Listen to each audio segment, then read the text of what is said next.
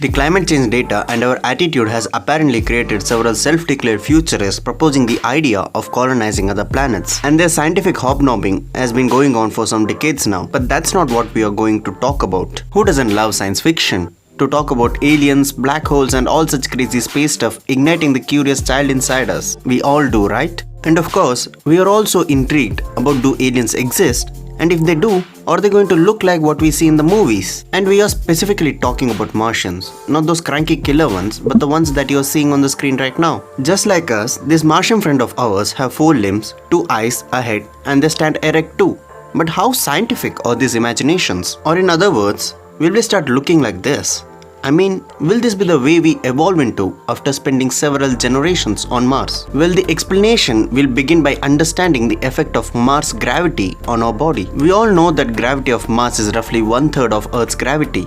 So obviously, this will affect our physical appearance. Due to lower gravity of Mars, if we start living there, our muscle mass and bone mass will start decreasing. This will start making our torso more lean. And again, due to lower gravity, our body fluids will start to rise up to the upper portions of the body. And once we start adjusting to that changes, we will grow much more taller and thinner. Our feet will expand to cover more surface area and our wrists will get more smaller as objects in Mars will weigh much lesser. Because lesser effort will be required in lifting the objects above the ground, but at the same time to provide a better grip, our fingers will start getting longer.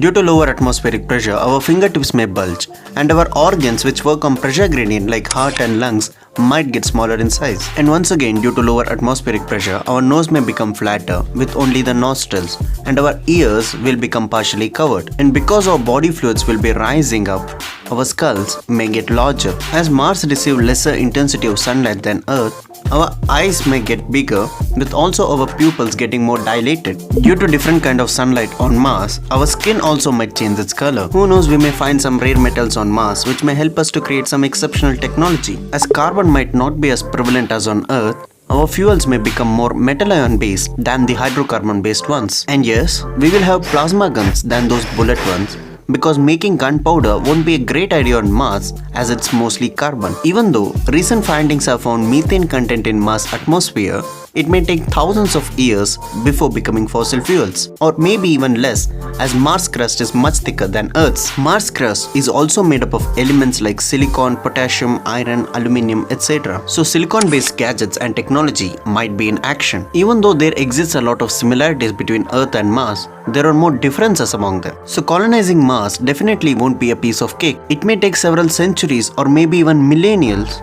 and vast amount of resources to create anything close to a habitable environment. Considering this, don't you think that instead of putting so much effort in making another planet hospitable, why can't we put the same effort in making our Earth a more beautiful planet? And just in case, if you're thinking about some asteroid hitting our planet and causing global extinction, just remember Mars is much more closer to asteroids than Earth is.